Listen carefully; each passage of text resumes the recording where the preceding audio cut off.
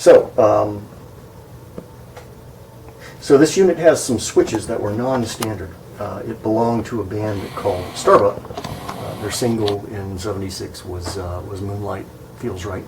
And this actually belonged to the percussionist, who had a custom vibraphone set up with triggers under each bar that multiplexed all the bars the same way the keyboard was multiplexed into a digital signal that also got converted here at the same polyphonic keyboard module and spat out to the modules.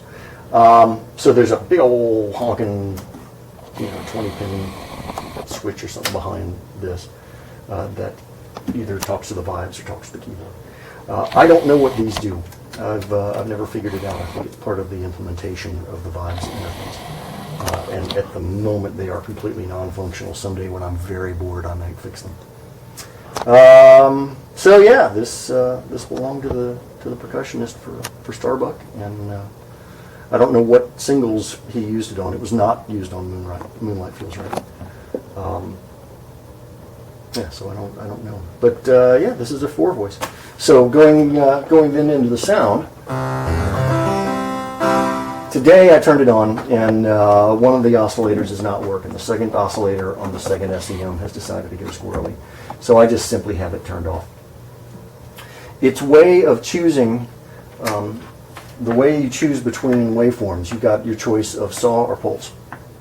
That's it. And we're just going to pull up this first SEM just for demonstration. Okay. Right now you're listening to a single sawtooth.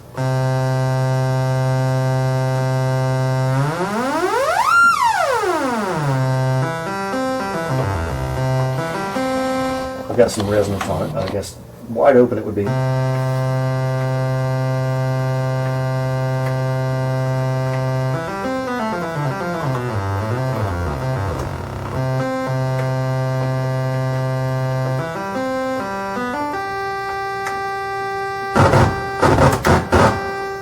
Pots. Okay, so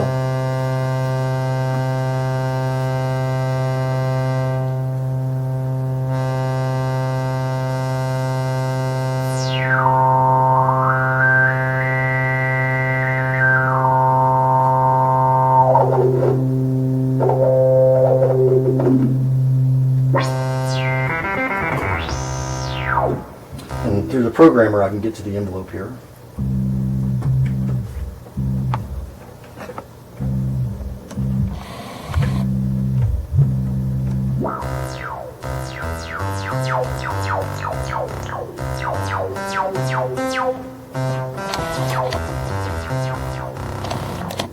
Now, interestingly enough, frequency and frequency modulation through this envelope I can get to on the programmer. I can't get to resonance amount. I actually have to dial resonance up on each SEM individually if I want to change that. We're just working with one, so that doesn't matter at the moment. But if I wanted to do some major resonance change, I actually have to very quickly, in a performance situation, say, go through, change all those, and then maybe I can pull up my program and get to everything else. But that's one of the things that is not offset. So there is the sawtooth. There's the pulse.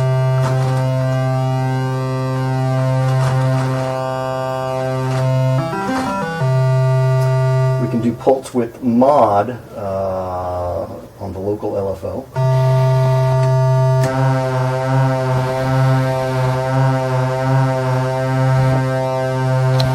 Your speed. There's a mount.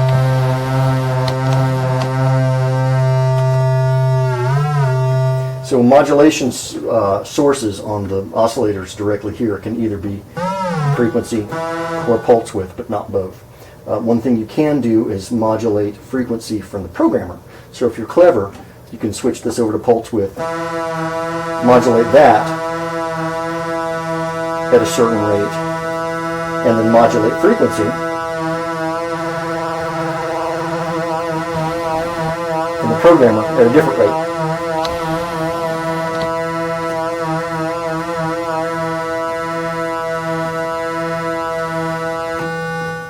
Now, again, that's one of those things that if you want to change it, that's not memorized in any way, so you have to go through and change that identically for all 4 SEMs if you want polyphony for that.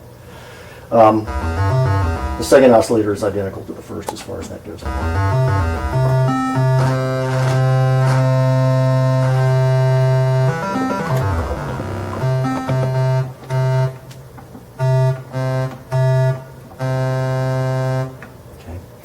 These also, because they were designed as standalone units, have external inputs.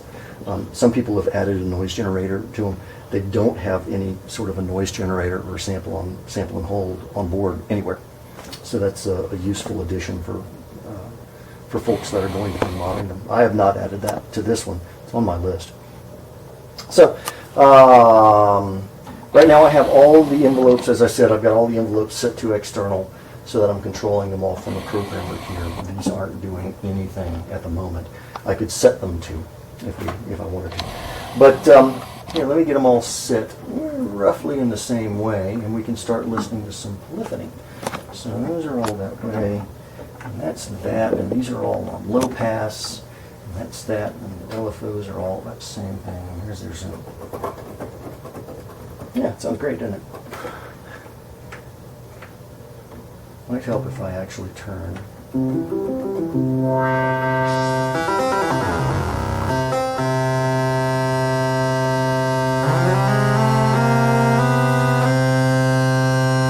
Okay, now let's take the unison off and add some more voices in.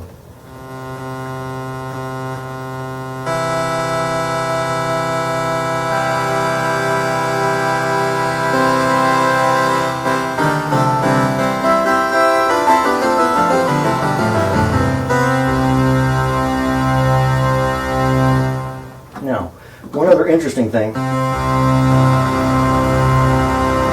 note, that's a very rich sound. It's a very detuned sound. Even though I have all the oscillators tuned theoretically exactly to 0, they're obviously out of tune. In the second VCO, the offset here is only by semitone, so it's not happening there. You can hear the quantized steps, right?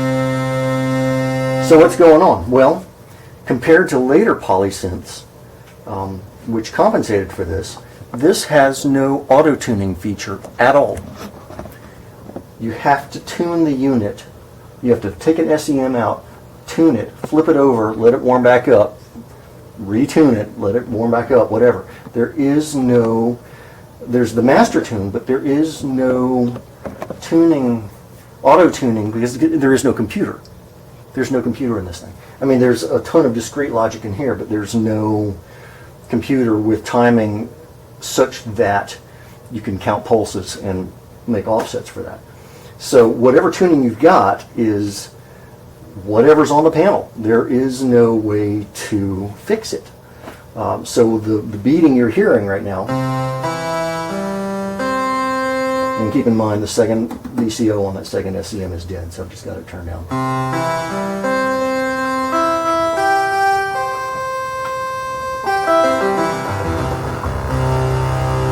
That's the closest I can get that tuned here, without going through and tweaking these. And even then, they're then going to be out of tune with each other if I go through and try to zero beat the oscillators. So there is no master tuning for that at all. Luckily, SEMs were pretty solid as far as tuning goes. They don't drift a whole lot. They drift a little bit. If you want to zero beat the whole machine, when I say zero beat, I mean take the oscillators and tune them close enough that there's no beating between them. You can't do that on this thing. You probably could if 30 years ago when all the components were closer in tolerance and there were techs with nothing else on their hands. you could probably get to do that, but now in this day and age it would be very hard, if not impossible. If I threw it into unison, you can hear it just sitting there, just swimming. Even there in unison, you can't do it. The good part of that is for certain sounds, if you want a big, huge, girthy polyphonic thing that's just all over the map,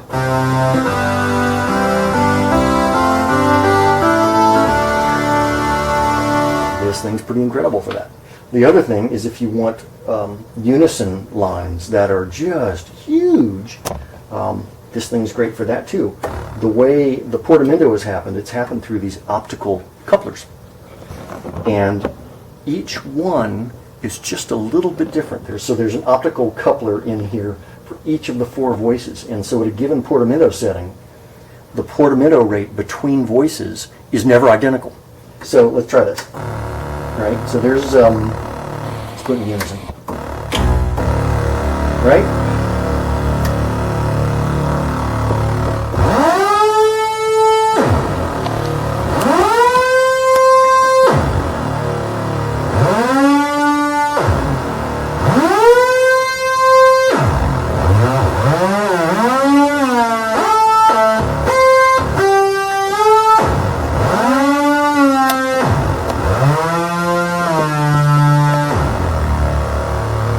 Part of the charm of the instrument is when you're doing these huge portamento sweeps, they don't end up at the same place at the same time. There's always a little bit of play in between them.